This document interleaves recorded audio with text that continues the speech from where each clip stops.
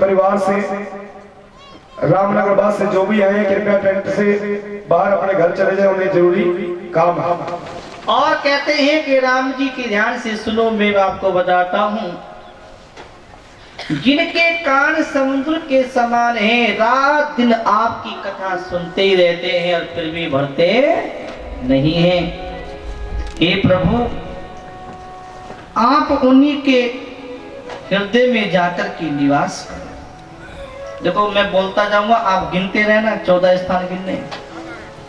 जिनके नेत्र चातक बने हैं, जो आपके दर्शन के लिए, दर्शन रूपी मेघ के लिए सदा ललायत रहते हैं, जैसे चातक मेघ यानी बादल की ओर देखता ही रहता है कब बारिश हो, ऐसे ही प्रभु जो आपके स्वरूप को देखते रहते हैं, उन जिनके नेत्र चातक बने हैं, उनके हृदय में जाकर के आप निवास। और जो कि महाराज आपके यश रूपी मान सरोवर में जिनकी जीव हंसनी बनी हुई है, जो सदा आपके गुणों का गान करती है, आपका नाम लेती है, हे प्रभु आप उन्हीं के हृदय में जाकर के निवास कीजिए। और हे प्रभु आपसे प्रार्थना है, जिनकी नासिका आपके चरणों की सुगंध लेती है, जो आपको अर्पण करके आपका भोग लगाकर ही भोजन पाते हैं, आप कृपा करके उन्हीं के हृदय में निवास कीजिए। जो जिनके मस्तक देवता ब्राह्मणों को बड़ी नम्रता के साथ प्रणाम करते हैं, ब्राह्मणों का आदर करते हैं, देवताओं का आदर करते हैं और ब्राह्मणों की सेवा करते हैं, हे प्रभु आप कृपा करें उनके हृदय में निवास करें। और कहते हैं कि हे प्रभु क्या कीजिए, जो अनेकों प्रकार के तर्पण करते हैं, हवन करते हैं, ब्राह्मण को भोजन कराते हैं और गुरु को अपने हृदय में उनका सम्मान करते हैं, जिनके चरण चलकर के तीर्थों में जाते हैं, हे राम जी आप उन्हीं के हृदय में निवास कीजिए। और कहा कि हे प्रभु, जिनके ना काम है, ना क्रोध है, ना लोभ है, ना मोह है, ना ममता है, ना क्षोभ है, ना राग, ना द्वेष है, ना दम्भ है, ना कपट है, ना पाखंड है, हे प्रभु आप जाइए उन्हीं के हृदय में जाकर के निवास कीजिए। जो सबके प्रिय हैं, सबका हित करने वाले हैं और मान बड़ाई, निंदा और बड़ाई को एक समान देखने वाले हैं, बोलते चलते सोते खाते पीते हर समय आपकी शरण में रहने वाले हैं, हे प्रभु आप उन्हीं के हृदय में जाकर के निवास कीजिए। और कहते हैं 8वीं बात, जो पराये स्त्री को जन्म देने वाली माता के समान जानते हैं और पराये धन को विष के समान त्यागते हैं। बड़ी गहरी बात बताइए, कोई बढ़िया सा लड्डू बनावे, चीनी नहीं, चीनी ठीक नहीं, चीनी खाया करो, बढ़िया खांड, बढ़िया बूंदी और बढ़िया अच्छे घी में और बढ़िया लड्डू बनावे, थोड़ो सो उसमें विष डाल दे, जहर डाल दे, थोड़ो तो मिलाई दो, थोड़ो सो 1-2 बूंद, और कह के लो भाई ये लड्डू बहुत बढ़िया घी में बनाया है और इसमें थोड़ो सो जहर मिलाया है, खाओ, दूर फेंक दोगे भाई, दूर रखा मर जाएंगे। जैसे कि विष का त्याग कर देते हैं, जो आदमी पराये धन को ऐसे विष के समान त्याग देते हैं, दूसरे का धन नहीं हड़पते हैं, कहीं कब्जा नहीं करते हैं, जैसे सरदार सर में कैसे करा कब्जा गोचर पे, लोग भी हैं, लालची हैं। अब सुन लो भाई, ऐसे लोग जो कब्जा करते हैं बड़े पाप कमाते हैं, लेकिन बात बताते हैं ये कि जो पराये धन पर पराई संपत्ति को ऐसे त्याग देते हैं, विष के समान त्याग देते हैं, राम जी आप उन्हीं के हृदय में जाके निवास कीजिए। जो दूसरे की संपत्ति को देख के हर्षित होते हैं, दूसरे की विपत्ति को देख करके विशेष दुखी होते हैं, हे प्रभु आप उनके हृदय में निवास करो। और अब 9वीं बात बताते हैं कि जिनके स्वामी, सखा, पिता, माता, गुरु सब कुछ आप ही हैं, केवल आपको ही अपना मानते हैं, हे राम जी आप उनके हृदय में निवास कीजिए। और बता रहे हैं, बड़ी सुंदर बात आ रही है। अब गहरी बात बताऊंगा कि जो अवगुणों को छोड़कर गुणों को ग्रहण करते हैं। अवगुण क्या क्या है?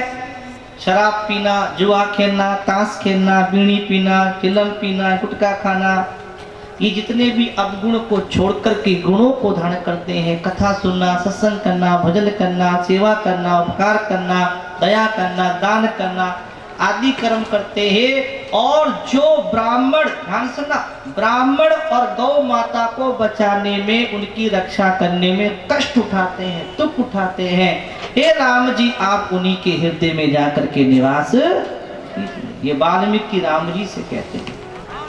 और हे प्रभु, ध्यान से सुनना भाई, जो गुणों को अपना और दोषों को, जो गुणों को आपका और दोषों को अपना समझते हैं, जिससे सब प्रकार का एक आपका ही भरोसा है, हे प्रभु आप उसी के hृदय में जाकर के निवास कीजिए। जाति पाति धन धर्म बढ़ाई परिवार सुख देने वाला सबको छोड़कर के जो केवल आपका ही सहारा लेने वाले हैं, हे राम जी जाकर के उनके हृदय में निवास करें। जो स्वर्ग नरक मोक्ष जिसकी दृष्टि में समान है और केवल आपके सरहे जो कर्म वचन से मन से आपका दास है, हे राम जी उन्हीं के हृदय में जाकर के डेरा डालो।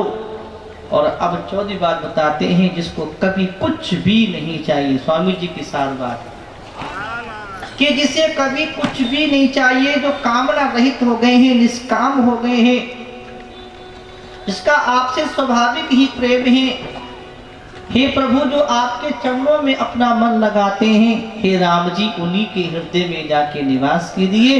14 स्थान कहा और कहा कि अब पास में चित्रकूट नाम को स्थान है, वहां जाकर के रहो, वही बड़ा सुंदर स्थान है।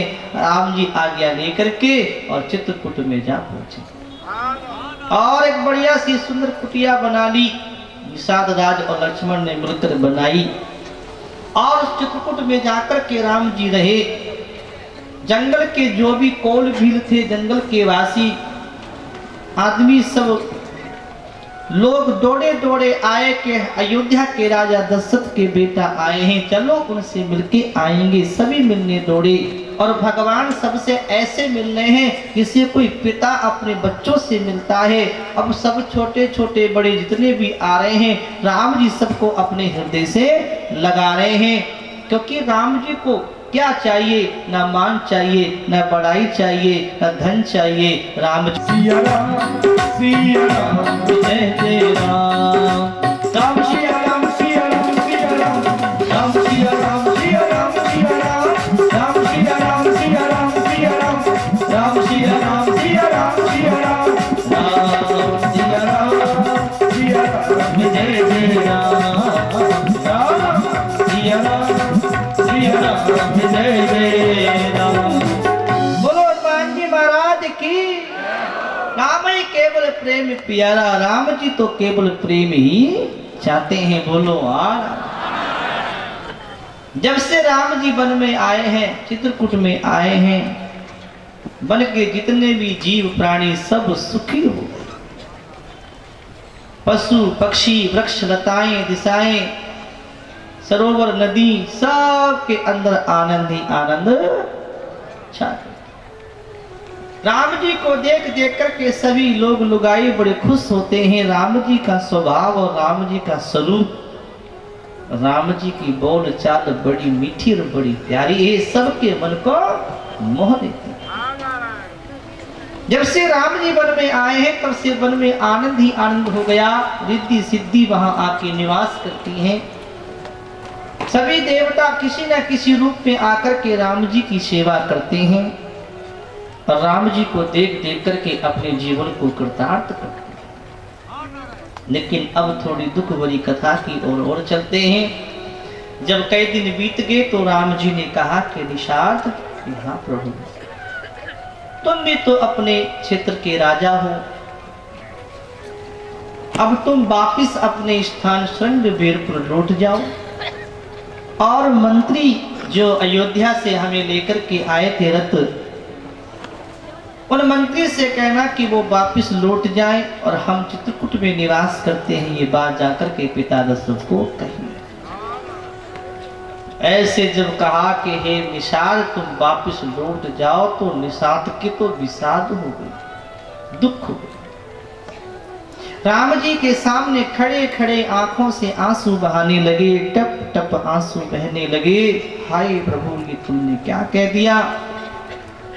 मैं तुमको छोड़कर के यहाँ कैसे जाऊं, लेकिन प्रभु की आज्ञा हुई है तो टाला भी नहीं जा सकता है।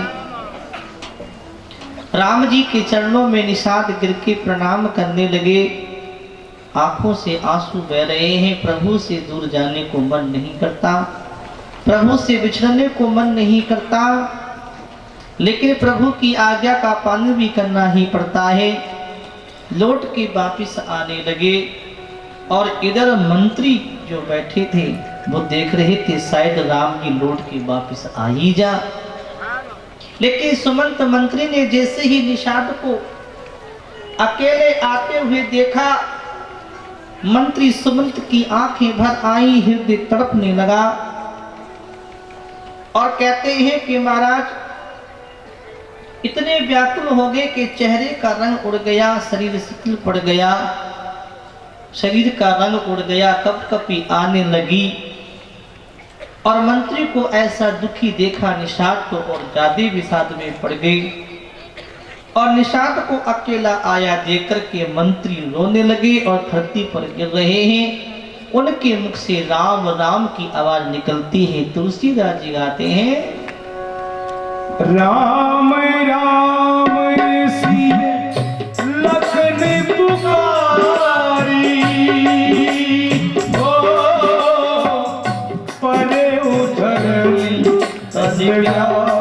कुल भारी, सिया राम जय जय राम, राम सिया राम जय जय राम। ओ देखी सखी दिस है ही आई,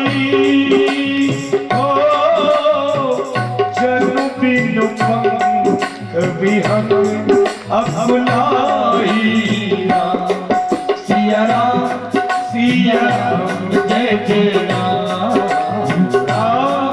सिया राम जय जय राम, सिया राम जय जय राम। और कहते हैं कि घोड़े जो रथ में जुड़े हुए हैं, निषाद को अकेला आया देख करके राम तोड़ा राम जी के परिवार से कृपया ध्यान से सुन लें। तोड़ा राम जी के परिवार से जो भी कोई सदस्य कथा में आए हुए कृपया घर पहुंचे, घर पर जरूरी काम है। नारायण नारायण। और कहते हैं कि घोड़े दक्षिण दिशा की ओर देख देख करके हिला रहे हैं, दुखी होकर के रोते हैं। घोड़े घास नहीं खाते, माताओं कथा पे ध्यान, पानी नहीं पीते घोड़े, घास नहीं खाते घोड़े। और घोड़े दक्षिण दिशा की ओर देख देख करके जोर जोर से आवाज करते हैं कि हमारे राम चित्रकूट की ओर चले। इधर ही गए हैं, राम नहीं आए, राम वनवास में चले गए, बड़े दुखी हो गए। मंत्री धरती पर पड़े हैं, हाय राम, हा लक्ष्मण, हा सीते, उनको याद काट करके रोते हैं।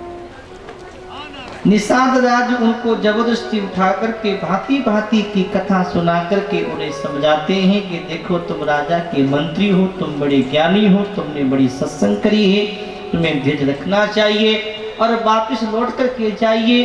राजा दशरथ को बताइए कि उनके पुत्र राम चित्रकूट में कुटिया बना के रहते हैं।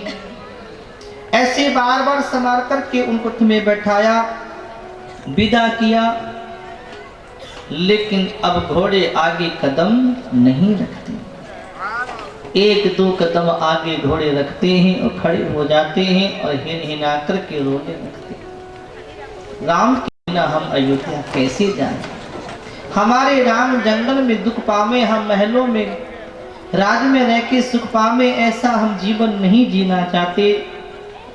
ऐसे घोड़े रोते हैं, मंत्री रोते हैं। इसके बाद जैसे तैसे करके और मंत्री अपने रथ को लेकर के अयोध्या में जब प्रवेश किया और अयोध्या के लोग लुगाइयों ने जब देखा कि रथ सूना है, खाली है, रथ में कोई नहीं, केवल मंत्री बैठे हैं, खाली रथ को देख कर के सारे अयोध्या के लोग लुगाई रोते हुए अपने घर में घुसते हैं। मंत्री के सामने खड़े नहीं हो पाते, खाली दौड़े दौड़े आते हैं, रथ आ गया है, रथ आ गया है, इसमें हमारे राम गए थे, लेकिन खाली रथ देख कर के सारे लोग लुगाई रोते हुए घर में घुस जाते हैं कि राम तो वन में चले गए, लौट के आए। मंत्री ने जैसे ही महलों के अंदर प्रवेश किया, अकेले मंत्री को देखकर के दास दासी भी रोने लगे। रथ को कहते हैं पहचान करके घोड़े व्याकुल होकर के रोते हैं। मंत्री को अकेला आना सुनकर के सारा निवास व्याकुल हो गया।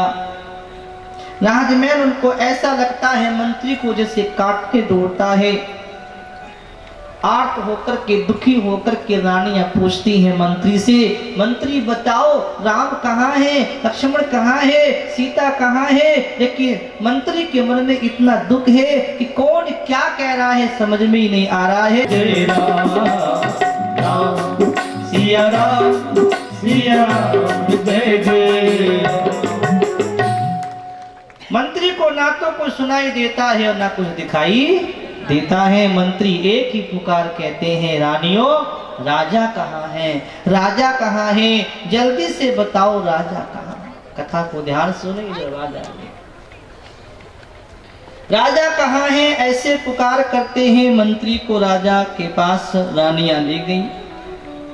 कौशल्या के महल में मंत्री गए और जाकर के राजा को जब देखा तो राजा तो धरती पर ऐसे पड़े हैं जैसे टूटा हुआ कमल का फूल पड़ा। कोई हथनी ने सरोवर के अंदर से फूल को खोड़ करके उसको तैस नैस कर दिया हो, ऐसे मंत्री देख रहे हैं कि राजा पड़े हैं।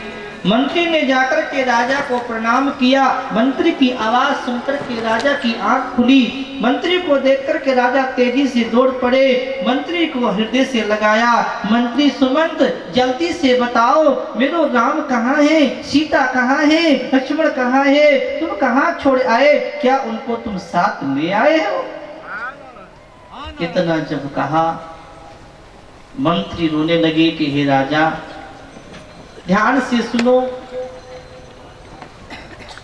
वो नहीं आए, मैंने बहुत कहा। श्री राम जानकी लक्ष्मण तीनों को मैंने बहुत कहा चलो, लेकिन नहीं आए, नहीं आए। इतनी बात सुनकर के राजा दशरथ और भी व्याकुल हो। हाँ लक्ष्मण, हाँ सीता, हाँ मेरे राम, कहते कहते धड़ाम से धरती पे गिर पड़े। राजा की ये दशा जब देखी तो मंत्री ने कहा कि हे राजा, आप तो पंडितों के संग करने वाले, संतों का संग करने वाले, सत्संग करने वाले बड़े ज्ञानी हो, और आप जैसे ज्ञानी, आप जैसे पंडित, आप जैसे विद्वान, अगर ऐसा अब राजा धीरज खो दोगे तो दुनिया की इन जनता का क्या होगा। अपने मन में धीरज रखो, अधीर मत बनो, धीरजवान बनो। तुम ज्ञानी हो, पंडित हो, विद्वान हो, तुम्हें अपने विवेक से काम लेना चाहिए। ऐसी भावना में मत बहो। अगर तुम्हें अपना धीरज खो दोगे तो इस जनता को कौन संभालेगा, राज को कौन संभालेगा, अयोध्या के लोगों को कौन संभालेगा, इन रानियों को कौन संभालेगा। आप सब जानते हो जीवन में जो भी होता है सब अपने कर्म का खेल और समय का ही खेल होता है। समय और कर्म को कोई रोक नहीं सकता है। तुलसीदास जी लिख रहे हैं, मंत्री राजा को समझाते हुए कहते हैं, जन्म मरण सब सुख सुख भोगा, आनि लाभ जियत न वियोगा। राम सिया राम सिया राम जय जय राम, राम सिया राम सिया राम जय जय राम।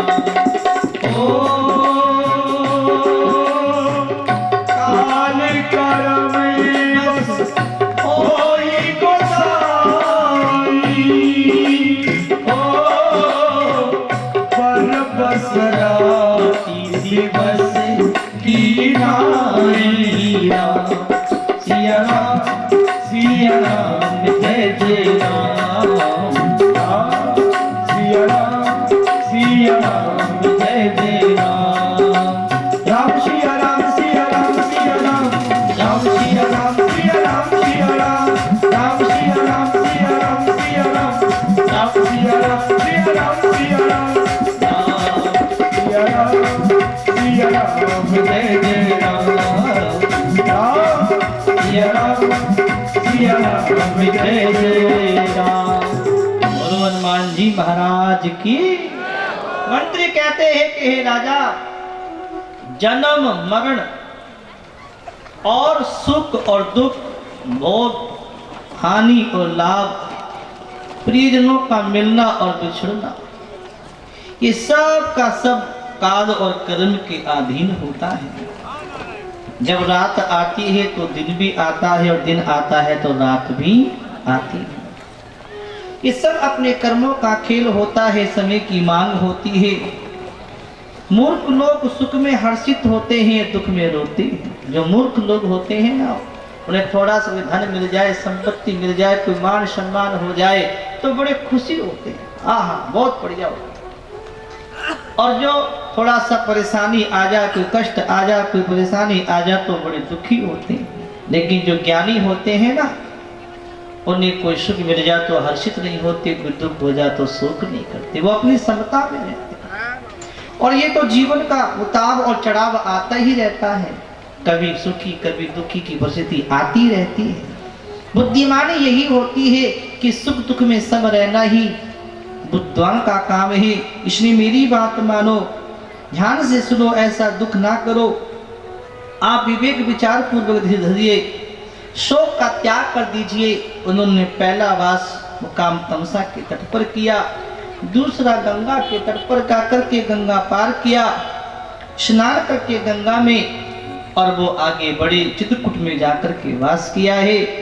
मैंने बहुत कुछ कहा, राम जी ने अच्छी अच्छी बातें कही आपके लिए, लेकिन लक्ष्मण जी ने कुछ कटु वचन कहे थे, लेकिन मैं वो आपको नहीं कह सकता, क्योंकि राम जी ने मना किया है कि वैसे ही मेरे पिता को मेरे वनवास का दुख है, अगर लक्ष्मण के कटु वचन जाके कह दोगे तो मेरे पिता और ज्यादा दुखी हो जाएंगे, इसलिए मैं उन वचनों को नहीं कह सकता। ऐसे जब राज मंत्री ने बातें कही कि राम लौट के नहीं आए और लक्ष्मण ने कटु वचन मुझे कहे, तो राजा बोले कि ठीक ही कहा होगा, मैं हूं ही इस लायक।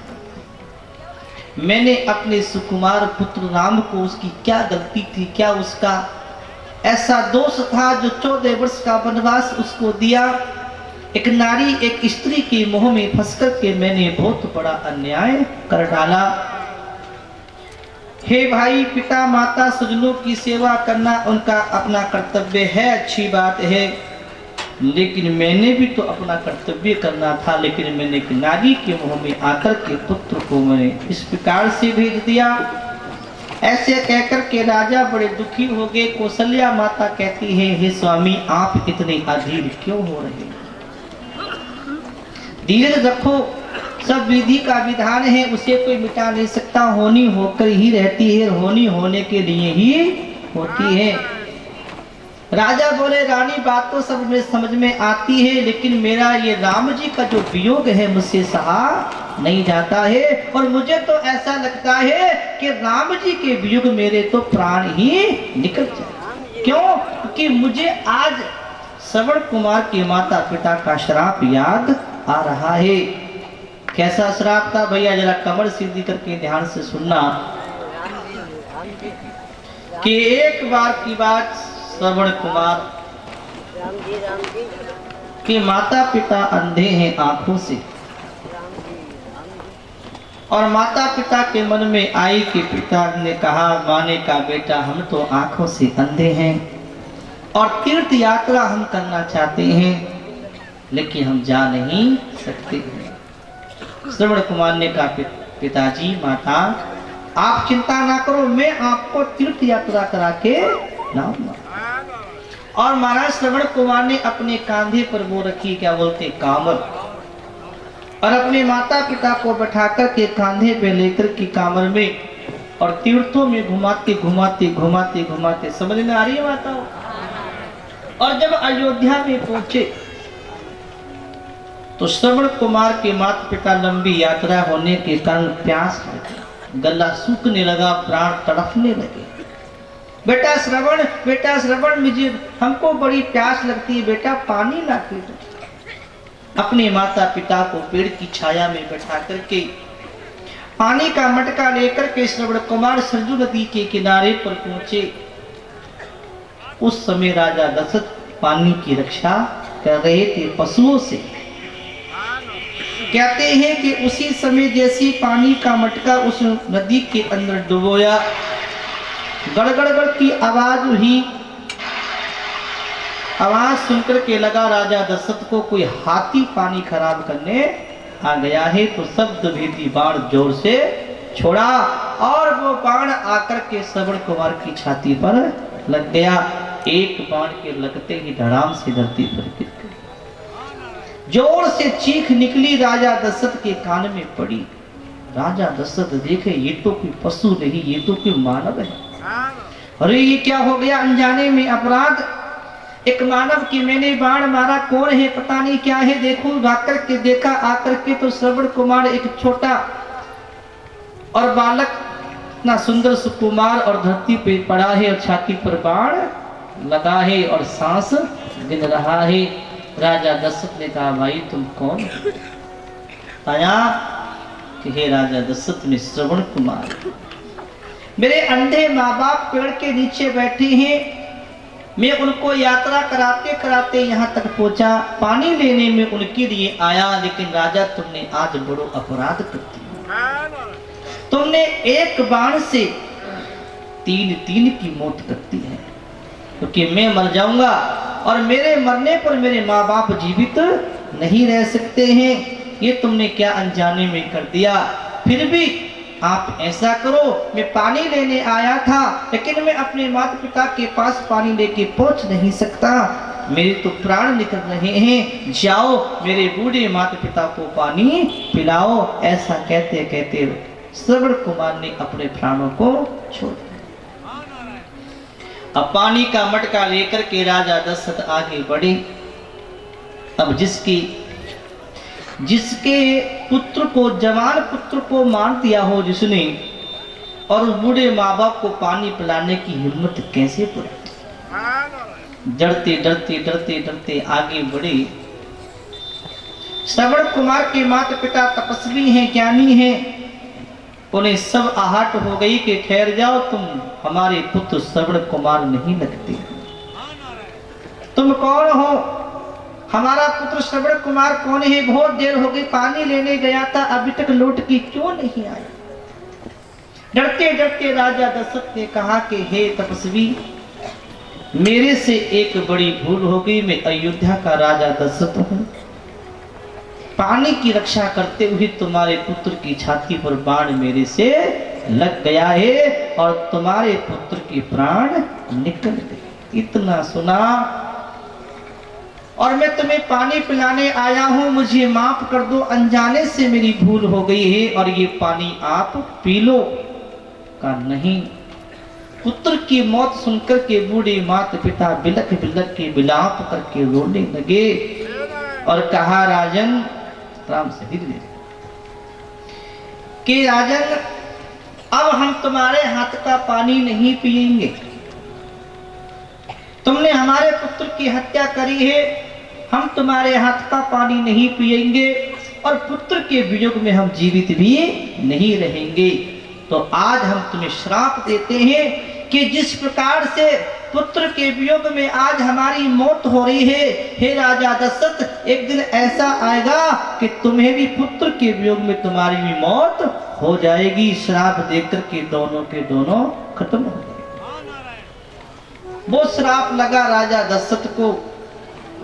राजा दशरथ कहते हैं रानी कौशल्या, तपस्वी का श्राप है और बड़ा हृदय का श्राप है, मैं उसको कोई टाल नहीं सकता और मुझे अब वो याद आता है और मुझे ऐसा लगता है कि मैं जीवित रह नहीं पाऊंगा।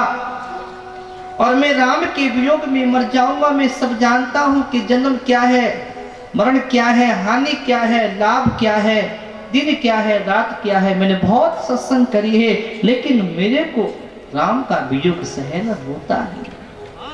ऐसे कहते कहते राजा दशरथ धरती पर गिर गए। जय जय राम राम सिया राम सिया राम जय जय राम। बोलो हनुमान जी महाराज की।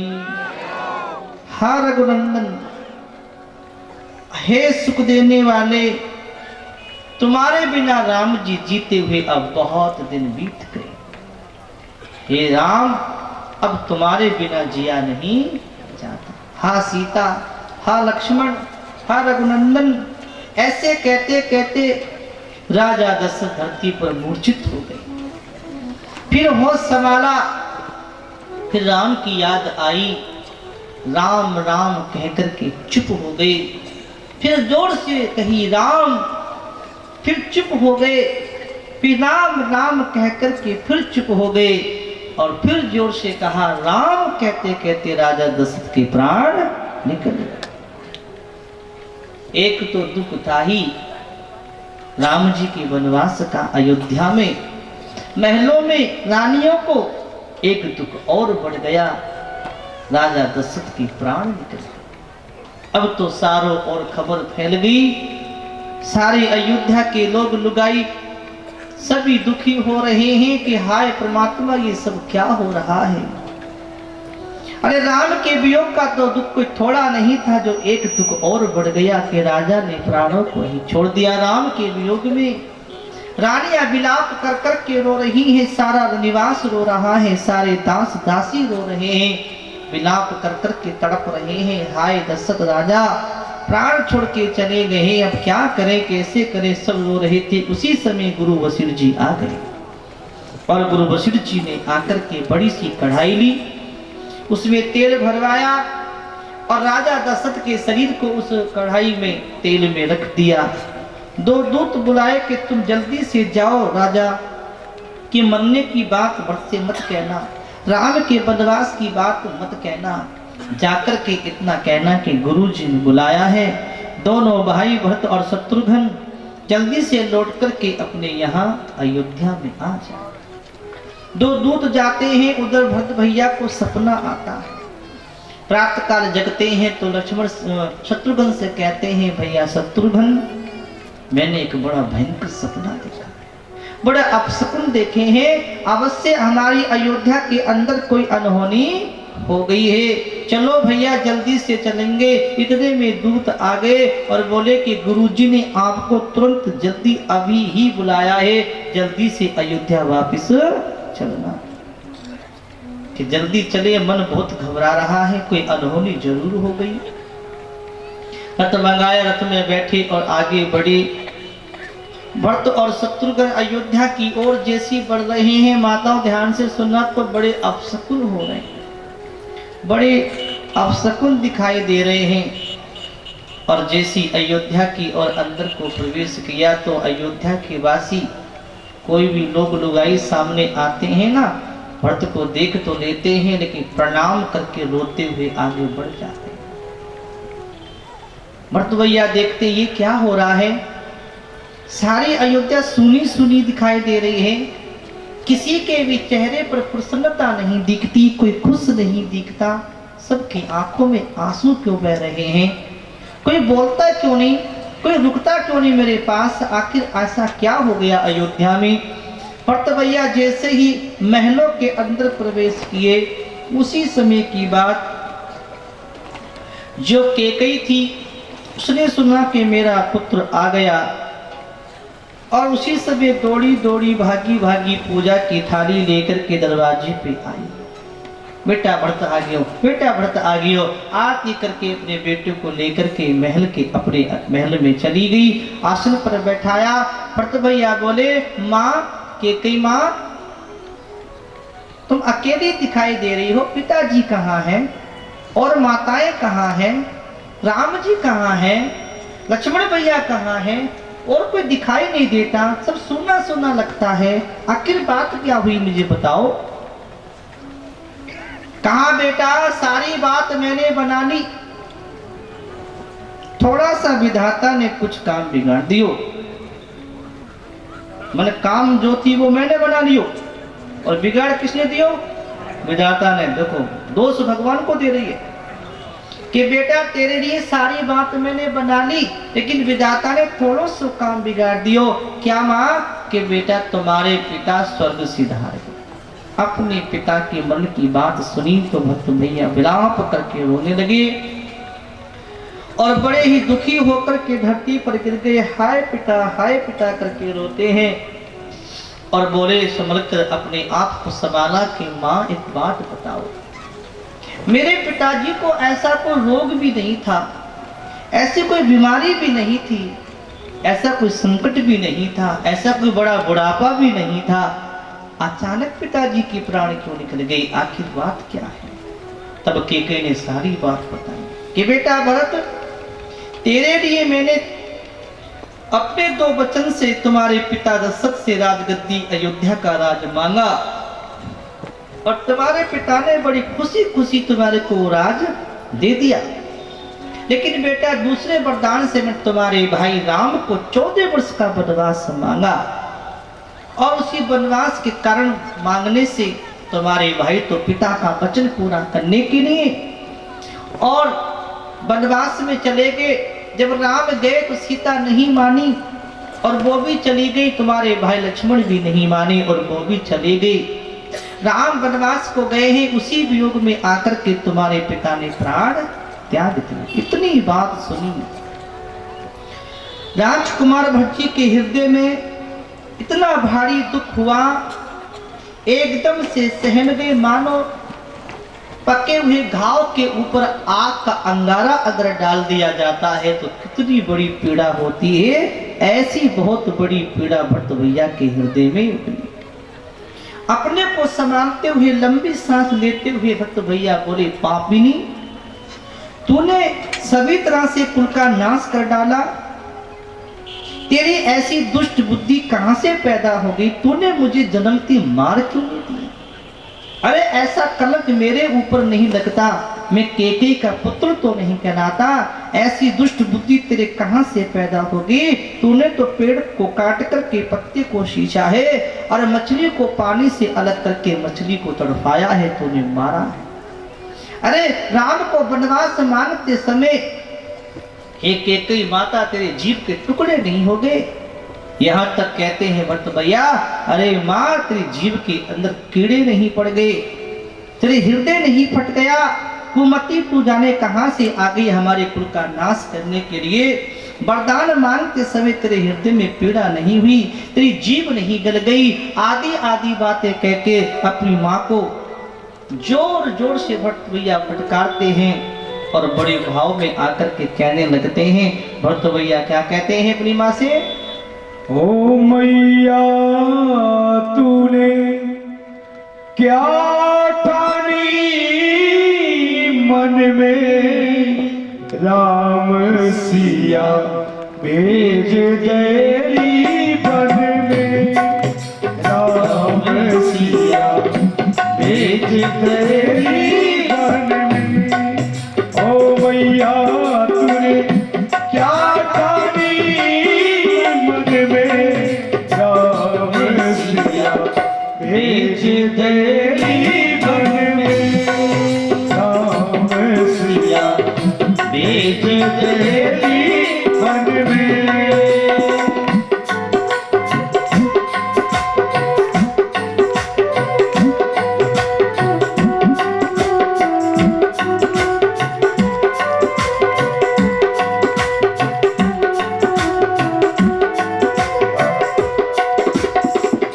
यद्यपि भरती से रोई जायो, यद्यपि भरती से रोई जायो, तेरी ही करी देख न जायो, तेरी ही करी देख न जायो। अपना पति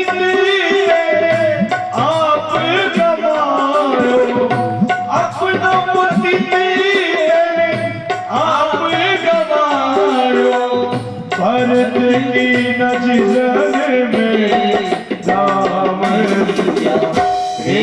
तेरी मन में राम सिया भेज तेरी मन में।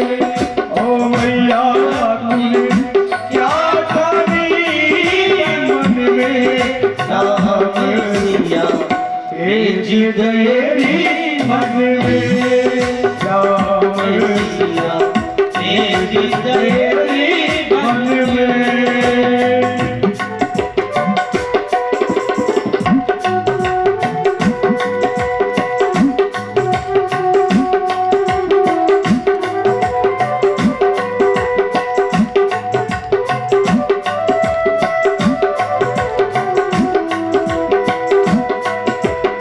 अरे महल छोड़ी वहाँ नहीं रे बढ़ैया, महल छोड़ी वहाँ नहीं रे बढ़ैया।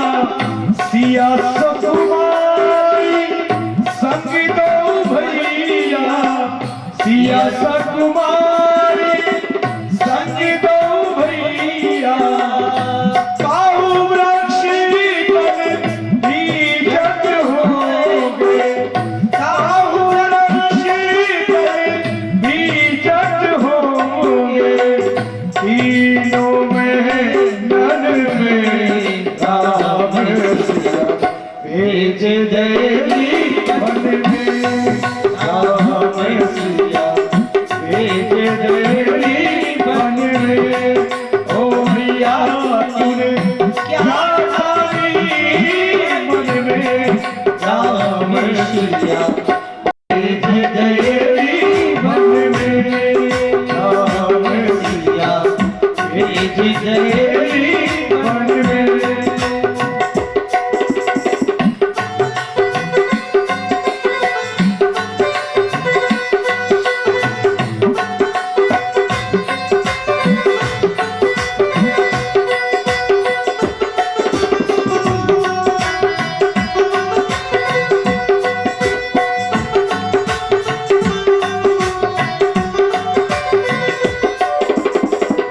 कौशल्या की छिन गई मानी, कौशल्या की छिन गई मानी। लोय तो सखी मिल दीवानी, रोय तो सखी मिल दीवानी। एक ही बस तू एक ही रानी, एक ही तू बस एक ही रानी। रह गई बहलन में राम सिया भेज देवी मन में राम सिया भेज देवी मन में। ओ मैया तूने क्या ठानी मन में, ओ मैया तूने क्या ठानी मन में राम सिया भेज देवी मन में राम सिया भेज देवी मन में राम सिया भेज देवी मन में। बोलिए हनुमान जी महाराज की। इस प्रकार से भट्ट भैया कहते हैं कि मैया तूने क्या ठानी दी मन में राम सिया भेज दे बन। कौन से वृक्ष के नीचे खड़े तीनों भीगते हुए, कोई मड़ैया हुआ नहीं, खाने पीने को नहने को नहीं। तूने मेरी कौशल्या माता की नींद को छीन दी, बाणी को बंद कर दिया। उर्मिला की बाणी बोल नहीं सकती, आंखों से आंसू बहा नहीं सकती। बस तू एक ही रानी महलों में रह गई। मेरे सामने से अपना मुंह काला करके दूर चली जा, मैं तेरा मुंह देखना नहीं चाहता। और आज के कई मैं आज तुमको कहता हूं, ध्यान से सुना। राम जी के भैया भट्ट का जब कितना राम जी से प्रेम है कि अपनी माँ का त्याग कर दिया और कह दिया कि जाओ, आज से कहता हूं कि माँ केकई मैं तेरे को कभी माँ नहीं कहूं। भरत भैया रो रहे हैं, केके को बहुत कुछ कह रहे हैं। हाय राजा ने इस नारी का, इस स्त्री का विश्वास कर लिया। मोह माया जाल में फंस कर के राजा तो सीधे हैं, नहीं समझ पाए और अपने राम को वनवास दे दिया। और इतना वियोग है, मेरे पिता ने राम के वियोग में प्राण ही त्याग दिए और इस रानी ने राज के लोभ में आकर के पूरी अयोध्या को उजाड़ दिया। ऐसे रो रहे हैं, कह रहे हैं। इसी समय की बात, शत्रुघ्न के मन में बड़ा दुख है और वो केकई की जो दासी थी जिसका नाम था मंत्रा, उसने देखा कि भरत आ गयो, बढ़िया साड़ी पहने महाराज, सुंदर श्रृंगार किए, बढ़िया सुंदर साड़ी पहन के, गहने पहन के, हाथ में लाठी लिए कुबड़ी, और वहां आगे दौड़ी दौड़ी, भरत बेटा आ गयो, भरत बेटा आ गयो, भरत बेटा आ गयो, और दौड़ी चली आ रही, बड़ी खुश हो रही। शत्रुघ्न भैया देख के सब तो रो रहे हैं, सबको राम के वनवास का वियोग का दुख हो रहा है और ये बड़ी खुश हो रही है। शत्रुघ्न भैया जय जय राम, सिया राम, सिया राम, जय जय राम, राम सिया राम, सिया राम, सिया राम, राम सिया राम, सिया राम, सिया राम,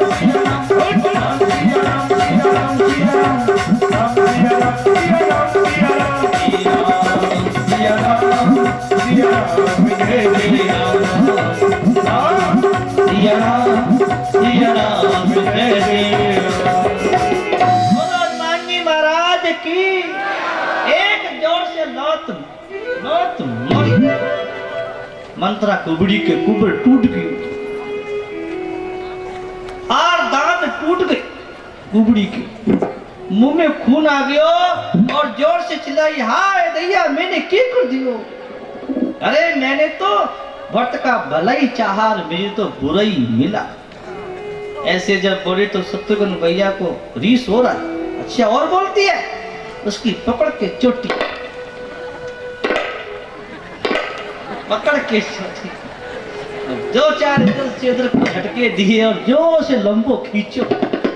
अरे मैया, हाय रे दैया करने लगी वो कुबड़ी। वर्जी को दया आ गई, अरे नारी जाती है भैया, इसे मत मारो, छोड़ दो उसको। नारी समझ करके उसको छुड़ा दिया और दोनों भाई केकई को छोड़कर कह गए, आज से तेरे को मां नहीं कहूंगा, मेरे राम को वनवास दिया तूने, मैं तेरे को मां नहीं कहूंगा। दोनों भाई कौशल्या मैया के पास आए और कौशल्या मैया कैसे बैठी है, जैसे कोई पत्थर की मूर्ति, प्राण है ही नहीं, चेहरे का रंग उड़ गया है, शरीर पीला पड़ गया है, कितने दिन से तो रोटी ही नहीं खाई है और आंखों में आंसू की झड़ी लगी है। एक बात तो सोचो माताओं, इसका जवान बेटा, सुकुमारी बहू, और वनवास में बैठे दुख पा रहे हो, कष्ट पा रहे हो, वन की सर्दी गर्मी सह रहे हो, भूख प्यास सह रहे हो, जिसका पति शरीर को छोड़ के चला गया हो, उस माता कौशल्या की क्या दशा होगी? उस दुख की कल्पना हम कैसे कर सकते हैं? कितना बड़ा दुख का बोझ माता कौशल्या के सिर पर पड़ा है। मूर्ति सी बैठी है, ना हंस सकती है, रोने की सुध नहीं है, तन की सुध नहीं। दोनों भाइयों ने जाकर के माँ के चरणों में प्रणाम किया और बोले, माता पिताजी कहाँ हैं? सीता जी कहाँ हैं? मेरे भैया लक्ष्मण कहाँ हैं? राम कहाँ हैं? माँ मुझे जल्दी बता दो, मेरा इसमें कोई दोष नहीं है, इसमें मेरी कोई चार नहीं है, ये सारी करतूत मेरी माता केकई की। अगर इसमें मेरा थोड़ा भी कोई दोष है तो सुनो माता, जो पाप वेदों को बेचने से, धर्म को दूने से, जो पाप चुगली करने से लगता है, जो कपटी कुटन को लगता है, हे माँ वही पाप मुझे लगे, ऐसा मैं चाहता हूँ। लेकिन वही गति मेरी हो जो उन लोगों की गति होती है, लेकिन मेरा इसमें कोई दोष नहीं, ये सारे दोष केकई का। माता कौशल्या देखी दोनों पुत्र और मेरे चरणों में पड़े हैं। माता कौशल्या ने उठा करके और अपने हृदय से लगा लिया। ऐसे लगा जैसे कि राम और लक्ष्मण ही मेरे हृदय से मिल गए। माता कौशल्या ने कहा, बेटा मैं जानती हूँ तेरा कोई दोष नहीं है, सारा जो भी कुछ हुआ है सब विधि का विधान है, होनी होकर रहती है, किसी से टाली नहीं जाती। अपने बालकों को समझाया, धीरज बंधाया और उसी समय वशिष्ठ जी आए और बोले, बेटा अब देर मत करो, तुम्हारे पिता की अंत्येष्टि क्रिया करो। इसके बाद में भरत भैया ने जल्दी से तैयारी करी और बढ़िया अच्छी चंदन की लकड़ी मंगाई और बढ़िया सुंदर सारी व्यवस्था करके बड़े धूमधाम से अपने पिता की अंत्येष्टि क्रिया की व्यवस्था करते हैं। आरती सजाते हैं, चिता बनाते हैं, अग्नि संस्कार करते हैं। ब्राह्मणों को जो देना था वो दिया, जो भोजन कराना था वो खिलाया। सारी करनी करी जैसी भरत भैया ने अपने राम जी अपने पिता के लिए करी, ऐसी दुनिया में कोई कर नहीं सकता। उसके बाद सभा लगी और सभा के अंदर सभी बैठे हैं और सब कह रहे हैं कि देखो बेटा भरत, अब तुम्हें अपने पिता का वचन पूरा करना चाहिए। पिता का वचन तो पूरा करने के लिए ही होता है। तुम्हारे राम भैया ने किया, वनवास चले गए। परशुराम ने अपने पिता के वचन को पूरा किया, मां का सिर ही काट दिया था। पिता की आज्ञा का पालन करना तुम्हारा धर्म है। माताएं समझा रही है, तुम सोच मत करो अपने पिता दशरथ के मरने का, तुम्हारे पिता की सोच करने योग्य नहीं है, क्योंकि तुम्हारे पिता जब तक जीते रहे तो धर्म कमाया, सेवा करी, लोगों के काम आए, धर्म को धुरी को धारण करने वाले तुम्हारे पिता थे। बड़ा यश पाया, बड़ी कीर्ति पाई, और जब मरे तो कैसे मरे? राम का नाम लेकर के मरे। तुम्हारे पिता सोच करने योग्य नहीं, तुम्हारे पिता का तो कल्याण हुआ, सदगति हुई है, अच्छी गति में गए हैं, स्वर्ग में पहुंचे हैं। ए बेटा हम तुम्हें बताते हैं, वशिष्ठ जी कहते हैं कि सोच किसका करना चाहिए, तुलसीदास जी लिख रहे हैं और भरत को समझाते वशिष्ठ जी कहते हैं, सोचिए वीर जो